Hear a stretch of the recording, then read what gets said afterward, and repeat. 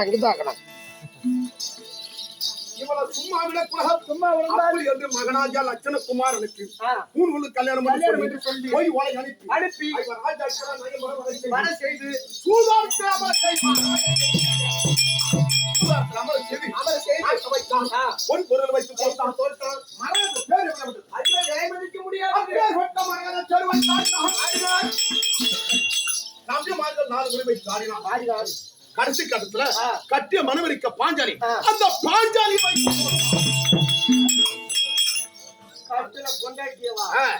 சூதாரத்துல தோத்தவள் ஜெயித்தவருக்கு அந்த பாஞ்சாலி நமக்கு சொந்தம்.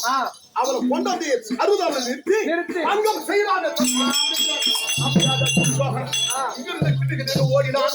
அதிகா மதனி அண்ணாமையா துரியோதன மகாராஜர் சபைக்கு வர சொன்னார். வா அப்படின்னு கூப்பிடும் போது அவ என்ன சொல்றான்? நான் மாதப்பிரவணியாக இருக்கிறேன். ஆண்கள் இருக்கக்கூடிய சபைக்கு இந்த பெண்ணு வரக்கூடாது அப்படின்னு சொன்னான். அவளை தொடாத அவள் தொட்டு இழுக்காதே, கையால தொடாத. தாய் மட்டும் சொல்லக்கூடிய சுருட்டுக்கோள் இருக்குது. அவளுடைய கூந்தலை பற்றி அதே பிரகாரம் இருந்துட்டு வரான். ஆமா, நிறுத்தலா செய்குந்தி மறையில செய்குந்தி மறை நிறுத்தல. அவர் அவளுடைய நானும் போகணும் அப்படி என்று சொல்ல தம்பியாக துச்சோகன் பிடித்தான் முந்தானி.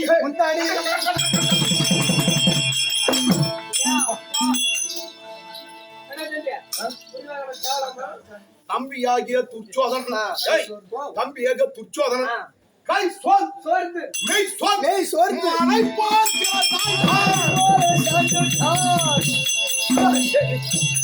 அவனை சாவடி முன்ன மகாராஜா பொருளுக்கு ஆபத்து வச்சிருப்பான். அவன் பொண்ணைய பக்கம் அவன் இன்னும் 3 பிள்ளை பக்கம் முயற்சி என்ன போதுமே என்னன்னு பாத்துக்கு வந்து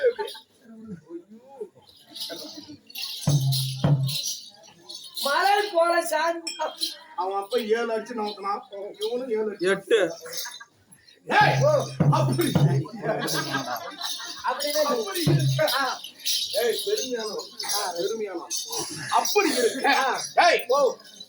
இனிமேல் இவனை சும்மா கூடாது.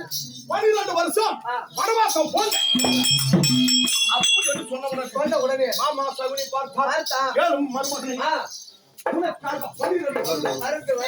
எனக்காக 12 மாதம் 13 கழிச்சு வந்தால் நாட்டுல ஜகம் இருக்கு பாதி அப்படின்னு சொல்லி அனுப்புறேன். 13 கழிச்சு உலகமா முனிவனாக வெட்டவன் முதல் தூதுக்கு வரான். அந்த கோட்டாபுச்சி நாய் வரா தூதுக்கு முதல் தூதுக்கு வராயா? அட கோட்டாபுச்சி நாயே, நீ சொன்ன பிரகாரம் கொடுக்க முடியாது. ஆனால் எங்க சித்தாப்பாவுக்கு பிறந்திருந்தா அவங்களுக்கு நாட்டை கொடுப்பேன். ஆமா, அவங்க கண்டவனுக்கு பிறந்த பசங்க நீ என்னடா நாடு கேட்கறதுக்கு அவங்களுக்கு கொடுக்க முடியாது. அறக்கடவுள் சொல்லக்கூடிய அதிபதி யமதர்மனுக்கு ஒரு புள்ள. அந்த யமதர்மம் பிறந்தான். அங்க போய் அந்த தர்மம் பிறந்தான்.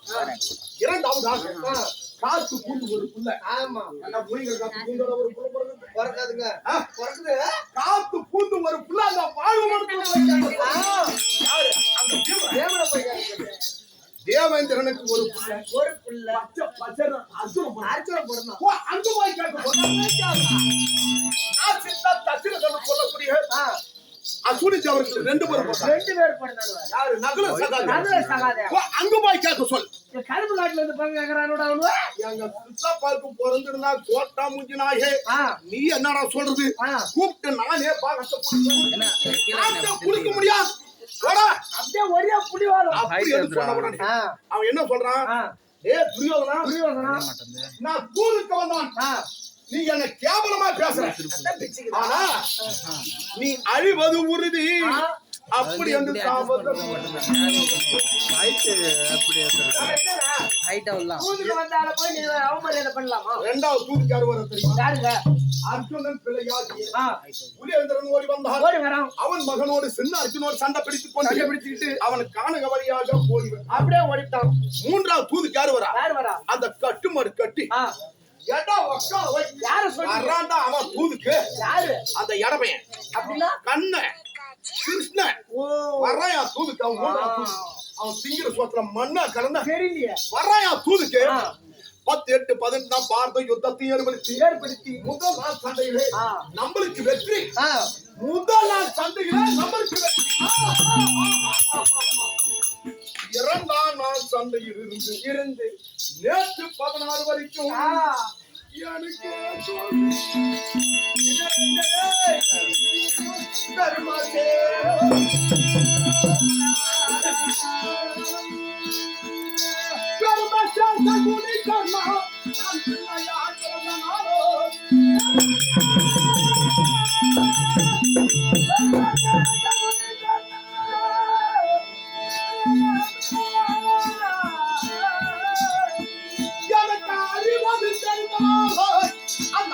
நான் கொள்வேன்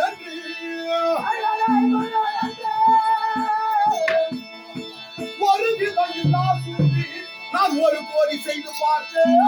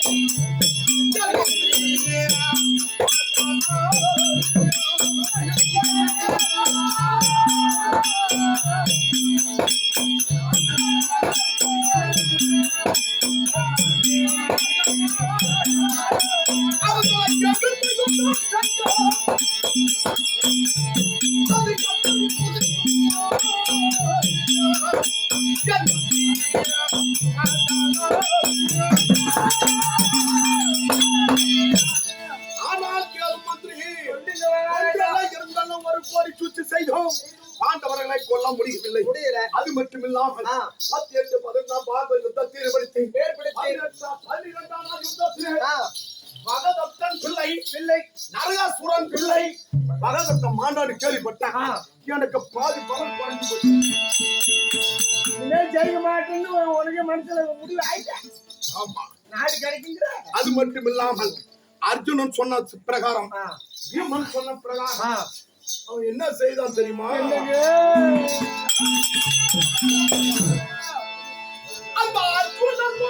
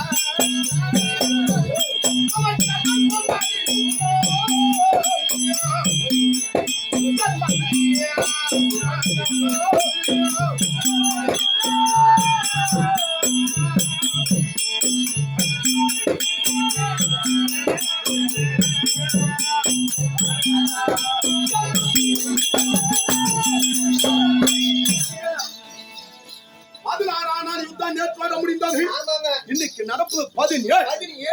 யாருக்கு வெற்றி ஆ.